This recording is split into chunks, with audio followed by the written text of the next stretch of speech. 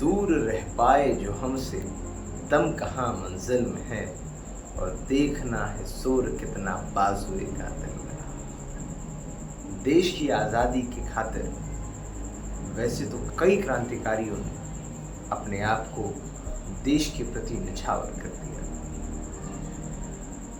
और हंसते हंसते खुशी खुशी फांसी के फंदों पर छूट गए। लेकिन आज जिस शख्सियत के बारे में मैं बात करने जा रहा हूँ, जो सिर्फ एक क्रांतिकारी ही नहीं, एक लेखक, एक इतिहासकार, एक साहित्यकार, बहुभाषीय वादक और एक समाज सुधारक थे, उस व्यक्तित्व का नाम पंडित राम प्रसाद बिस्मिल है। हेलो, मेरा नाम है आदित्य लोधी और पंडित राम प्रसाद बिस्मिल जी, जिनका जन्म 11 जून 1897 को शाहजहांपुर में हुआ।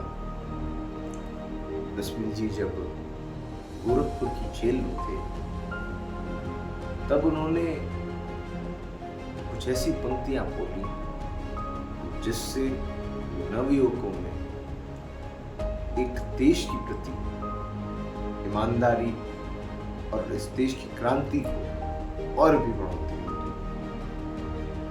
वो पंक्ति जो उन्होंने कही कि सरफरोशी की तमन्ना अब हमारे दिल में है, और देखना है जोर कितना बाजुए कातिल में है। ये पंक्तियां जो उन्होंने कही, जिन्हें मोहम्मद हसन बिस्मिल जी ने लिखी है, जिन्हें हम शाह मोहम्मद हसन बिस्मिल जी के नाम से भी जानते हैं, और ये पंक्तियाँ जो कि हमें एक जोश देती हैं और हमारे अपने और हमें देश के प्रति और भी जागरूक करती हैं। बिस्मिल जी के पिताजी शाहजहांपुर नगर पालिका बोर्ड में कार्यरत थे, लेकिन उनकी कम तनख्वाह होने की वजह से उन्हें घर संभालने में काफ़ी कठिनाई होती थी और बिस्मिल जी की पढ़ाई में काफ़ी रुचि थी, लेकिन उसके बावजूद उन्होंने 8वीं कक्षा की पढ़ाई पूर्ण करने के बाद अपनी शिक्षा को छोड़ दिया। राम प्रसाद बिस्मिल जी ने बदलते समय के साथ जब अपनी शिक्षा को पूर्ण किया और राम प्रसाद बिस्मिल जी क्षत्रिय समाज में जन्मे,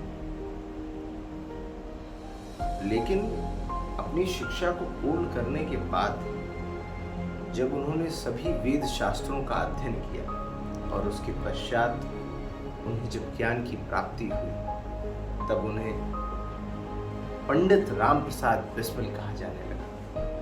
पंडित का अर्थ जिन लोगों को वेद और शास्त्रों का ज्ञान प्राप्त हो जाता है, वह लोग पंडित्व को प्राप्त कर लेते हैं।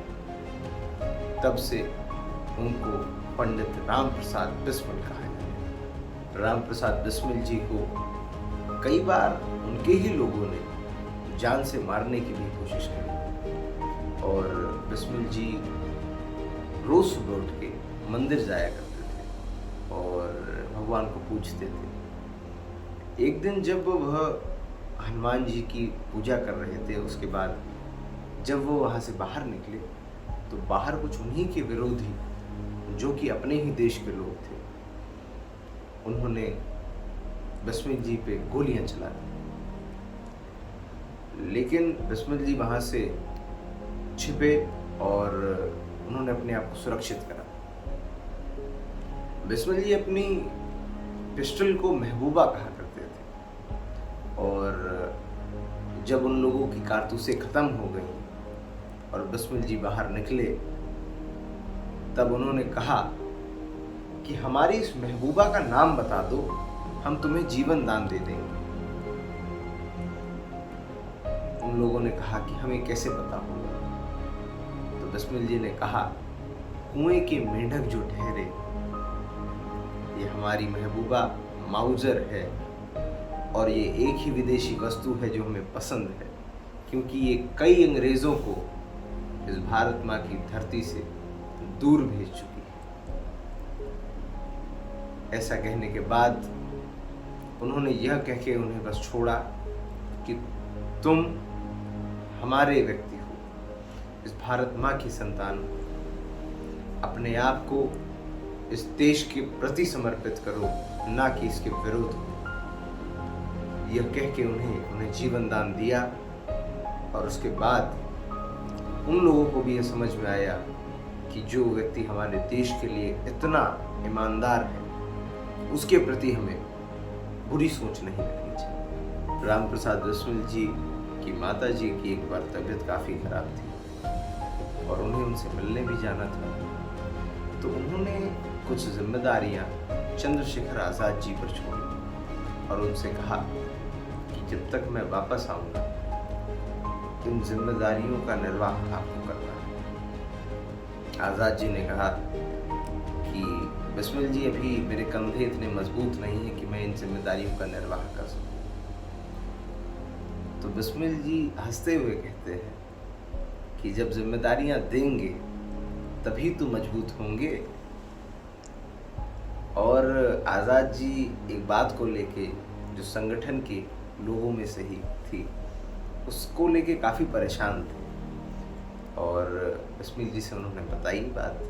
तो बिस्मिल जी ने कहा कि जो बीत गई वो बात गई, उस बात का शिकवा कौन करे, और जो तीर कमान से निकल गया उस तीर का पीछा कौन करे।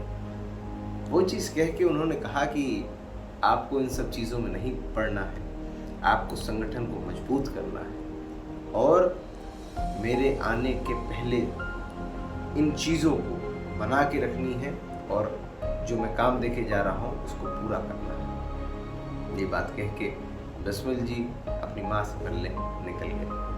पंडित राम प्रसाद बिस्मिल जी का जो आखिरी समय रहा और उन्होंने आखिरी समय में जो शब्द कहे, मालिक तेरी रजा रहे, तू ही तू रहे, न मैं रहूं न कोई मेरी आरज़ू रहे, जब तक कि तन में जान और रगों में लहू रहे, तेरा ही जिक्र और तेरी ही जुस्तजू। और वहां खड़े प्रशासन से उन्होंने कहा, Want to know my last wish? The downfall of the British Empire. Vande Mataram.